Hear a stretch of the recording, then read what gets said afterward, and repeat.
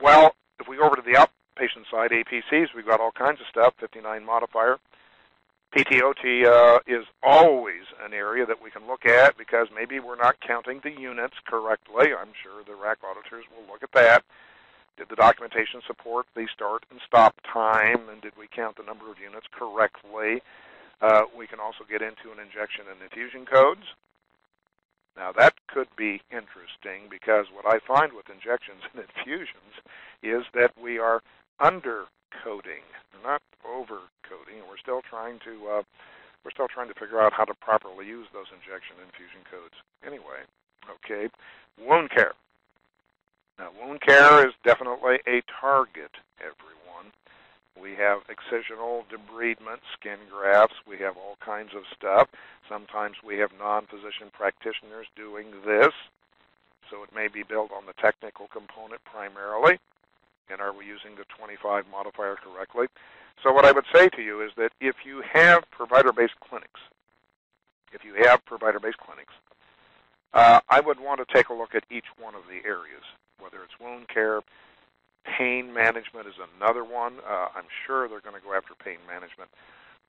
This is already in the OIG's list where we're doing these injections. And again, are we doing the assessments correctly, technical component coding correctly? So just as a general thought, any provider-based clinics that your hospital might have, be sure you take a look at them. And I may have this later in the notes, but I'll mention it now. On provider-based clinics, we have a major issue that has now arisen, and this has to do with provider-based clinics that are on the campus but outside the hospital building. Let me repeat that. This is for provider-based clinics that are on the campus but outside of the hospital building. And the change, which Medicare maintains, is not a change. It's just a clarification. The change that has occurred is in the supervisory requirements. For instance, you might have an infusion center that does chemotherapy, infusions, blood transfusions, etc. And it's in a building that adjoins the hospital, but it's not inside the hospital. And unless you have physicians in that infusion center all of the time that services are being provided, this new clarification would indicate that you're not meeting the supervisory requirements, and RAC would claim that none of those services should be paid because there was not appropriate supervision. So we have a lot of areas to watch out for. If you need more information about this provider-based clinic business, on-campus provider-based clinics, email me and I'll send you the citations on that so you can take a look at it. Right, 24, emergency department. I love the emergency department. We always have issues there. There's no question about that. And I'm pretty sure that we'll get into expensive diagnostic testing, and there are going to be some objections to that, and we'll probably get into some protracted discussions about things like CAT scans for sinusitis. Okay, so be prepared for that. And then, of course, another one of my favorite areas is cardiovascular interventional radiology, those coronary catheterizations, vascular catheterizations. The coding is very complex, and it's possible that the RACs will come in and take a look to make sure that the coding is correct. And they can do this even at just the claims level. I can do it as well, so can you. All you have to do is take the claim. You don't even have to have the medical record. And you can start looking at some of the code combinations and realize that something is not right. It doesn't take that long. High volume repetitive areas. GI lab is another one.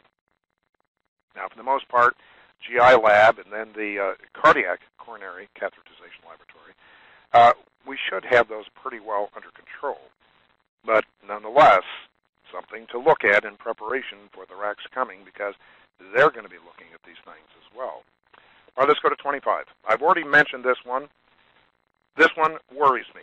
It really does, everyone. I've done some studies in this area as to the correlation of surgical coding between hospitals and physicians. And interestingly enough, my own personal experience as a consultant over the years has been almost exactly what the OIG found. The OIG found that there was a 24% error rate And that's just about what my conclusion has been, about a 25% error rate. In other words, the surgical codes are not the same on the hospital's claim versus the physician's claim. They're not the same in about 25% of the cases. Now, someone's overcoding, undercoding, somebody's doing something. And my own personal conclusion has been that generally the physicians are undercoding. They don't code at the level they should. Whereas the hospital generally, and I'm just going to say generally, everyone, generally the hospital does a better job because professional coding staff is coding from the documentation. In many physician clinics, I find that the coding is being done based upon information directly from the doctor as opposed to actually looking at the documentation. Okay?